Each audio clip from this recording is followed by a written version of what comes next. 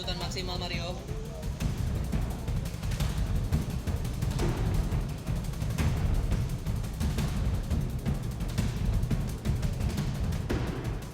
CT scan ditemukan bahwa pada otak anak korban Kristalina David Ozora alias Soreng mengalami bengkak dan terdapat bercak memar akibat benturan keras. Bercak putih itu adalah jejas, artinya menandakan sarafnya itu rusak. Jujur sekarang yang mulia tentang apa yang sebenarnya ada. Situ kan saya berbohong. Pada saat ini saya sudah disumpah, saya mau mengatakan yang sejujur-jujurnya. Kan berat hati saya harus bilang bahwasannya kemarin saat penyidikan itu saya banyak berbohong. Rubah. Sudah saya rubah BAP. Kenapa dirubah? Ada keterangan tambahan. Saya di BAP saya yang terakhir, saya bilang itu semua perkataan free kick, enak ya main bola, itu semua saya ngomong. Sebentar ya. Jaga sikap saudara ya. Siapa yang mulia? Ya, cukup, berdiri. Di titik ini, penganiayaan itu terjadi. Dan di titik ini pula, korban menderita diffuse axonal injuries. Aksi penganiayaan Mario Dendi kepada David Ozora terhenti setelah Mario Dendi mendengarkan teriakan "woi" yang sangat keras dari salah seorang warga yang tinggal tidak jauh dari lokasi kejadian.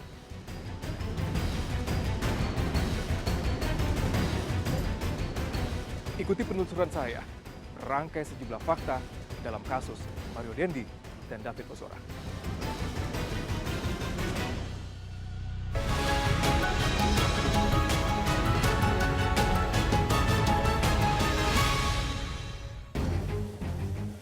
Mario Dendi tampak berbeda dari sidang-sidang sebelumnya.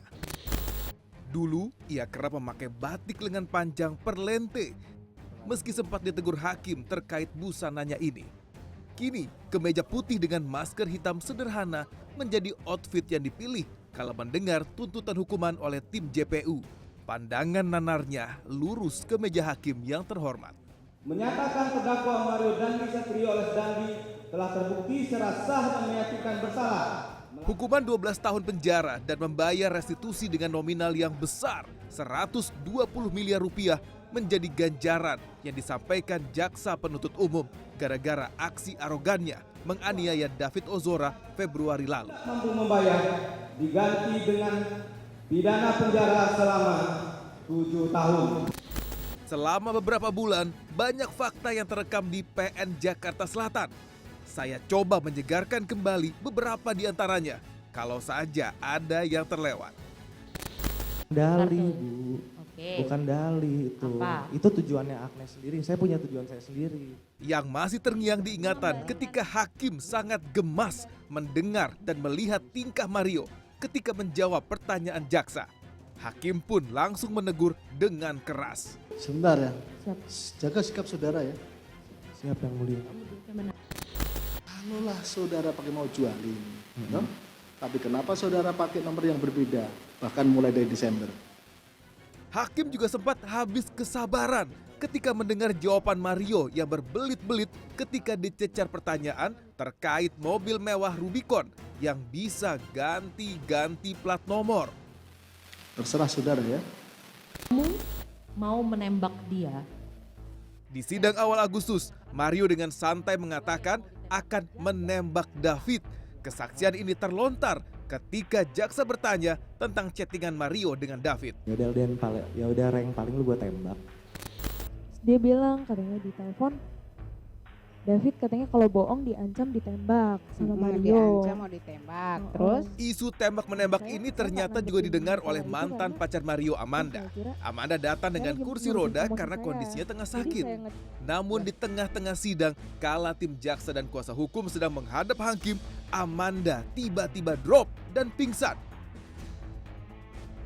Suasana sidang pun langsung riuh. Tim kesehatan ya. Ia pun langsung diberi pertolongan pertama. Namun yang membuat ruang sidang termasuk hakim terkejut ketika Mario dengan lantang sambil mengatakan berat hati apa yang ia sampaikan di BAP polisi kala itu adalah sebuah kebohongan. Kan berat hati saya harus bilang bahwasannya kemarin saat penyidikan itu saya banyak berbohong. Hakim langsung tegas bahwa kesaksian itu di bawah sumpah. Karena bisa kena pasal lagi dakwaan sumpah palsu karena sudah disumpah kan. Lalu apa yang tidak bohong dari kesaksian Mario? Bagaimana kejadian malam itu? Saya mencoba menelusurinya langsung ke TKP.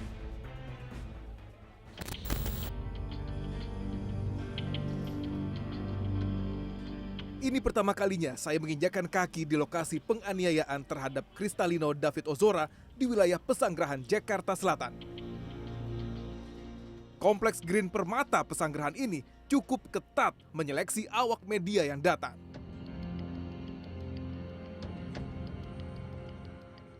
Sebelumnya, media datang ke TKP saat rekonstruksi pada Maret lalu. Itu pun ditemani polisi dan sejumlah pengacara. Dari sini, dari titik ini, saya bisa melihat bagaimana suasana sekitar TKP. Aksi penganiayaan Mario Dendi kepada David Ozora terhenti setelah Mario Dendi mendengarkan teriakan "woi" yang sangat keras dari salah seorang warga yang tinggal tidak jauh dari lokasi kejadian, sekitar 15 hingga 20 meter saja. Dan warga yang berteriak dari lantai 2 balkon rumahnya ini kini menjadi saksi kunci dalam persidangan Mario Dendi dan David Ozora yang sempat menjalani perawatan selama 56 hari di rumah sakit akibat penganiayaan yang ia derita.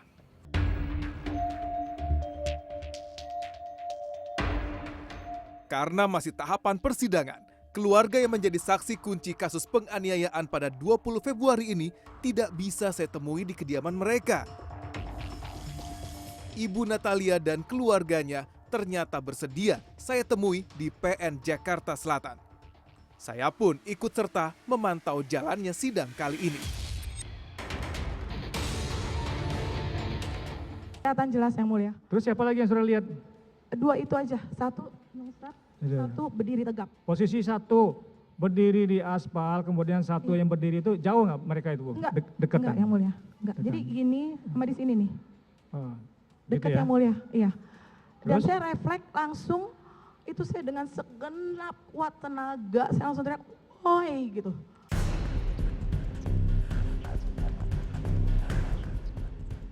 Masih jelas dalam ingatan Natalia kondisi David Ozora pada malam itu. Di tengah kesaksiannya, ibu 3 anak ini tak dapat membendung air matanya. Kepalanya di situ ya? Kepala itu. Kenapa sudah lakukan itu seperti itu? Kenapa? Maksudnya Karena apa? dia kayak orang ngorok, gitu kayak Ngorok. selek, kan sini darah semua yang mulia. Yang di mananya? Yang sudah lihat mana? Apa yang keluar darah apa aja? Sini darah, Sini- kuping keluar darah, Di kuping keluar darah. ya, bibir yang bawah sampai ke sini. Ini. Bibir bawah sampai ke belakang ini. Yang atas Jontor sampai- sampai bawah. Jontor. Bibir ke Bibir atas atas ini, sampai ke jontor hidung. sampai ke Sampai ke hidung. hidung. Terus ini darah semua. Di hidung keluar darah. Darah, Di mulut keluar darah juga. darah. Di pelipis kanan ini berdarah. Pelipis mata darah. Darah yang mulia. Ya. Tapi kan tangannya saya giniin yang mulia. Saya giniin. Hmm. Saya remes gini. Saya harap dia merespon. Cara genggam lah ya supaya dia Iya, bergerak ya. Iya, maksudnya David ini tante, tahan ya David, kuat ya. Tante Om bawa ke rumah sakit. Jangan pergi ya David. Saya bilang, Terus? jangan pergi ya David. Saya pegang gini dengan maksud mungkin dia merespon. Berarti dia sadarkan. Tangan yang mulia. mananya? Masih ingat? Tangan kanan, kanan. tangan kanan sudah pegang. Iya. Jadi begitu saya remes dia nggak respon, saya langsung, ya ampun Tuhan, ya ampun Tuhan, saya bilang, dia nggak merespon yang mulia, Gak merespon ya? sama sekali nggak merespon.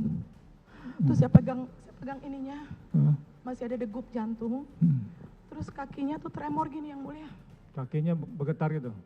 tremor yang mulia. Itu ya.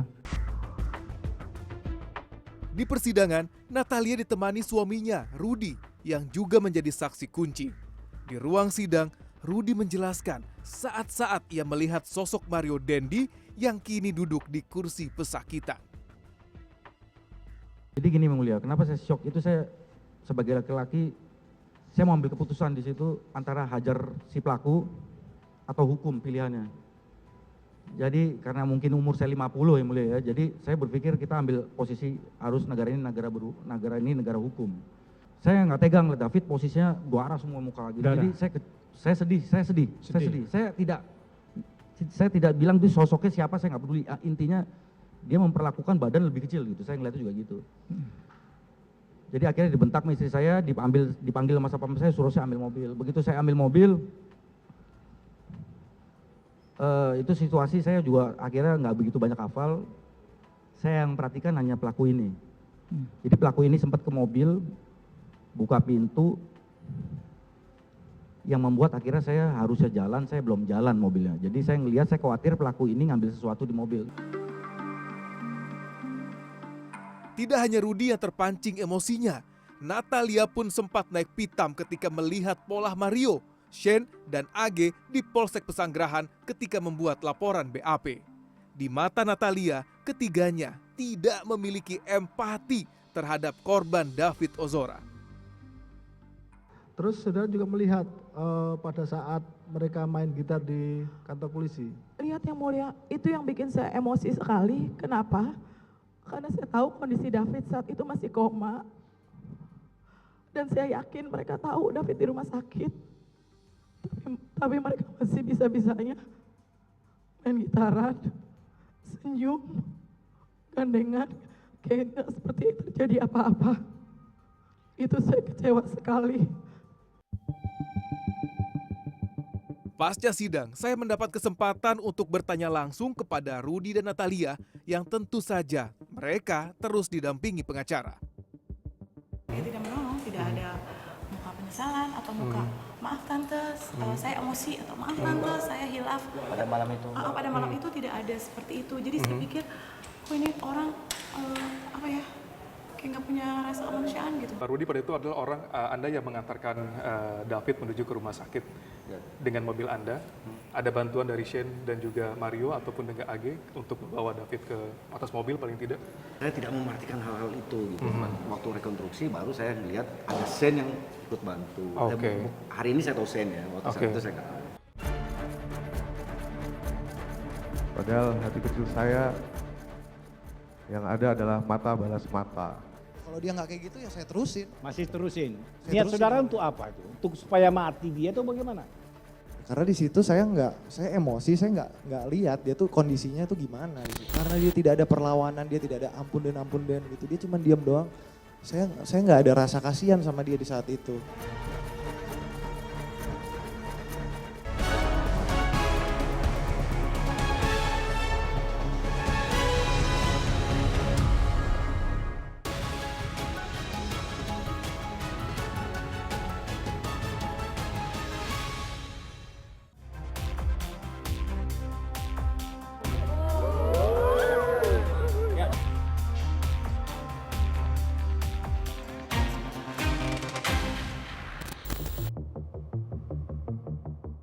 Fakta sidang membuka semua tabir yang ada.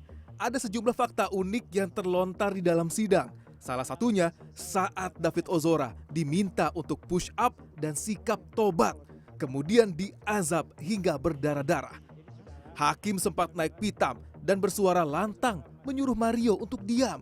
Ini dilontarkan kala hakim mencecar alasan kenapa terus menganiaya David yang sudah terkulai tak berdaya di jalanan. Bukan yang mulia, kalau dia nggak bilang, Den udah, kan dia dorong saya di situ yang mulia. Masih tetap. Dia kayak gini, udah Den, udah.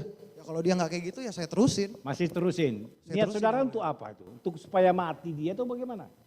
Ya, karena di situ saya emosi, saya nggak lihat dia tuh kondisinya tuh gimana di situ. Loh, saudara kan yang melakukan perbuatan itu tahu toh kondisinya sudah keadaan capek dia push up, keadaan capek dia sikap tobat segala macamnya.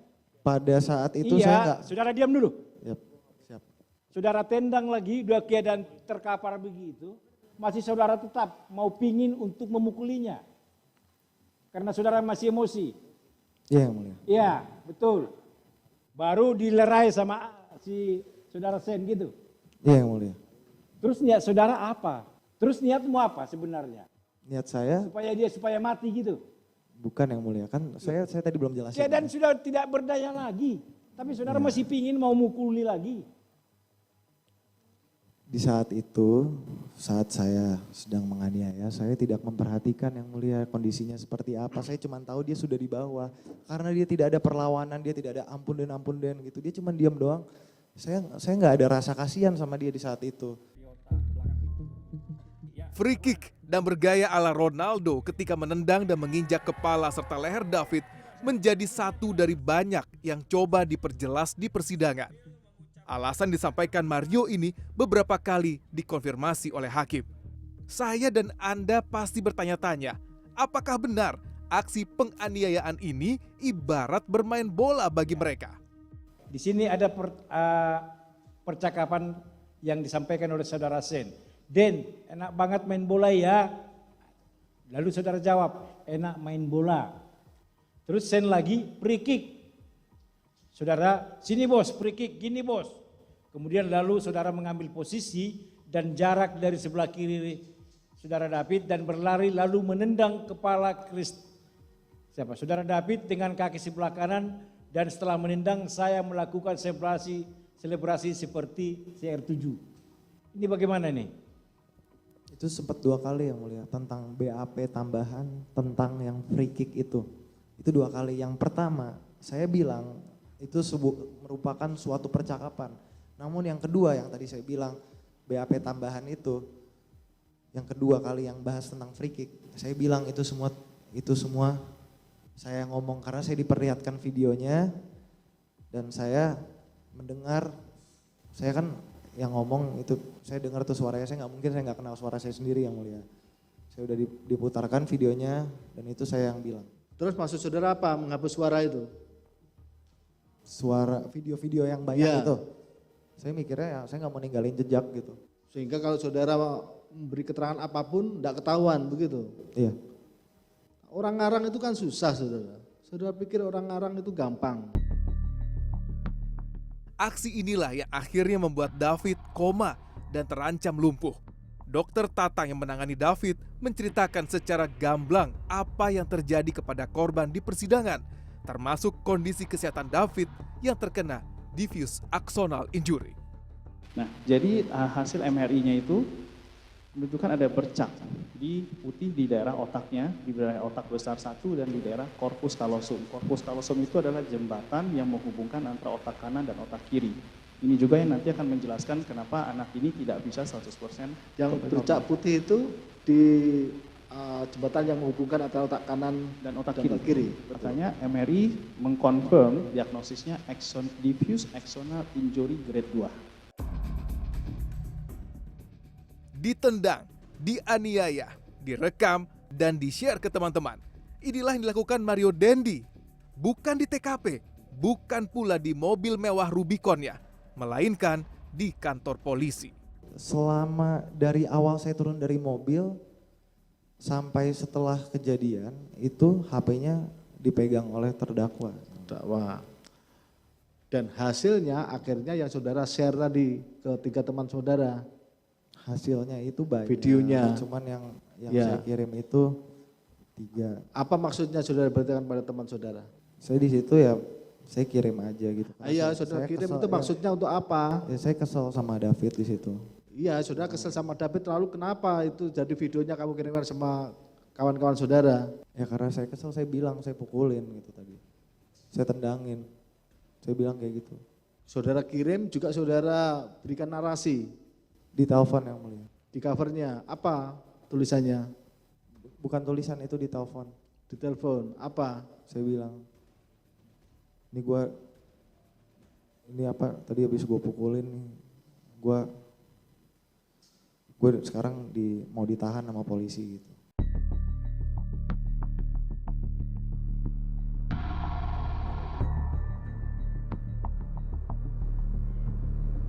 Persidangan Mario Dendi disimak banyak mata. Konsentrasi pun tertuju pada setiap pernyataan yang disampaikan saksi. Satu saksi yang ditunggu-tunggu tak lain ayah David Ozora, Jonathan Latumahina. Ada yang mengejutkan dari pernyataan Jonathan di ruang sidang. Ternyata ia belum sekalipun menonton video viral yang mendokumentasikan penganiayaan terhadap David oleh Mario Dendi. Sampai sekarang juga nggak pernah lihat. Jangan sampai lihat pokoknya. Membuat saya punya harapan bahwa saya masih harus menghormati aturan hukum yang berlaku. Padahal hati kecil saya yang ada adalah mata balas mata. Minimal sama seperti apa yang dirasakan anak saya, yang sampai detik ini belum bisa mandi, belum bisa pakai celana.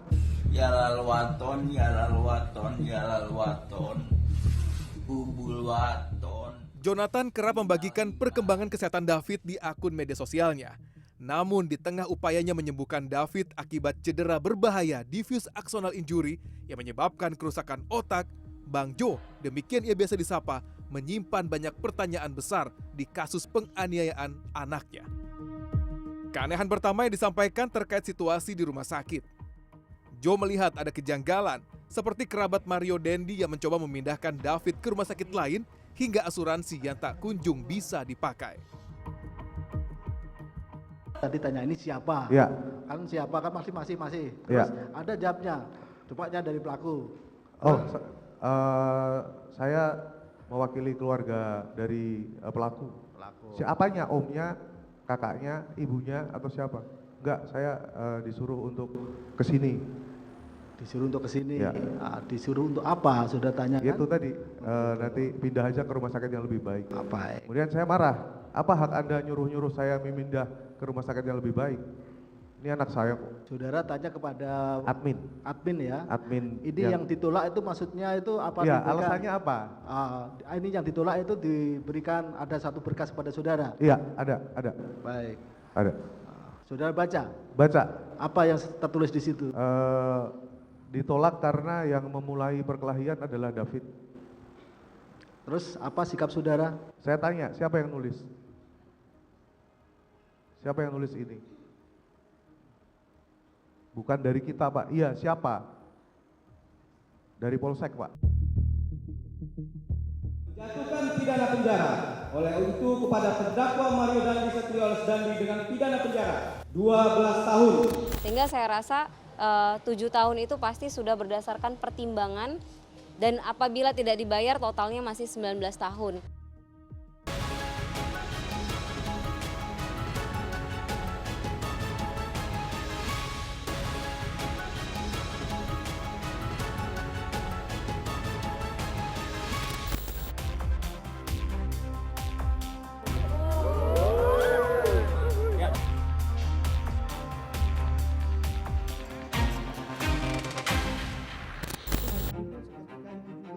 Mario Dendi hanya bisa terduduk di kursi pesakitan Pengadilan Negeri Jakarta Selatan ketika jaksa penuntut umum membacakan tuntutannya. Menyatakan terdakwa Mario Dandi Satrioles Dandi telah terbukti secara sah dan meyakinkan bersalah.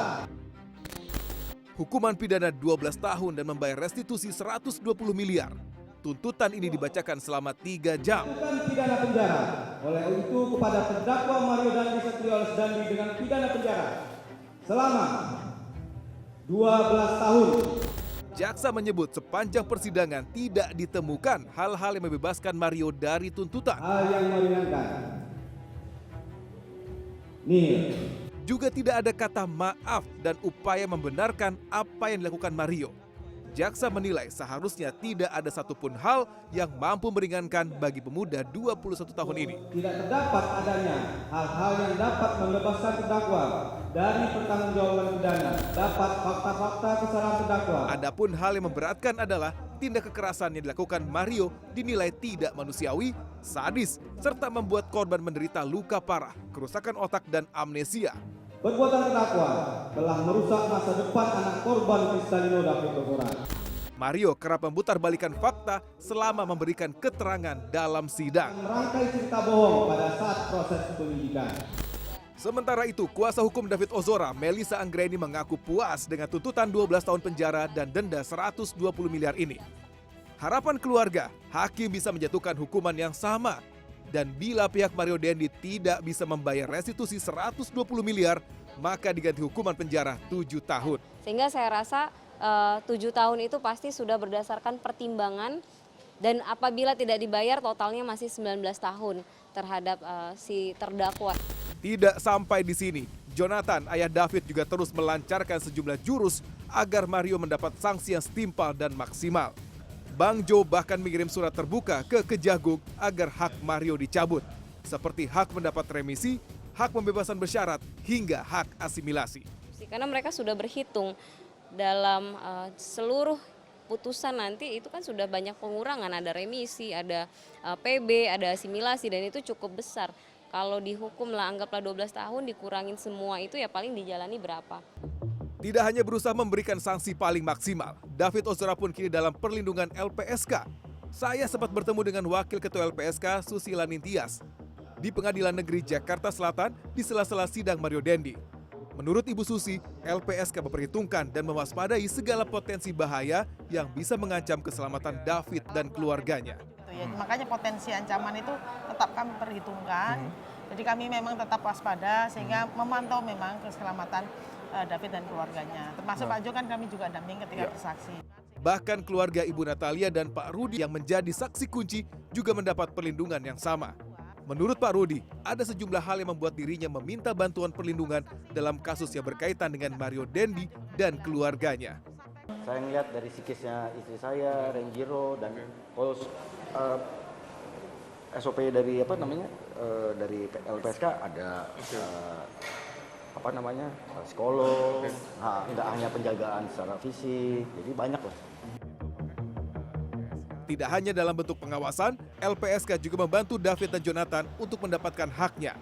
LPSK memperhitungkan biaya restitusi yang harus dibayarkan keluarga Mario Dendi dengan nilai yang sesuai. Saat ini, biaya restitusi yang dibayarkan sebesar 120 miliar rupiah sesuai dengan tuntutan jaksa. Nah, pada awalnya keluarganya masih belum ya, karena berpikir nanti jangan-jangan karena restitusi nanti kasusnya nggak jalan. Tapi kan kami jelaskan, terus akhirnya kemudian keluarga dan penyidik juga menyampaikan soal atas restitusi tersebut. Gitu. Tuntutan sudah didengar, tinggal seperti apa vonis hakim nanti dan bagaimana perlawanan Mario Dendi terkait hasil tuntutan dan vonis di persidangan nanti. Tetap saksikan Ruli Files berikutnya.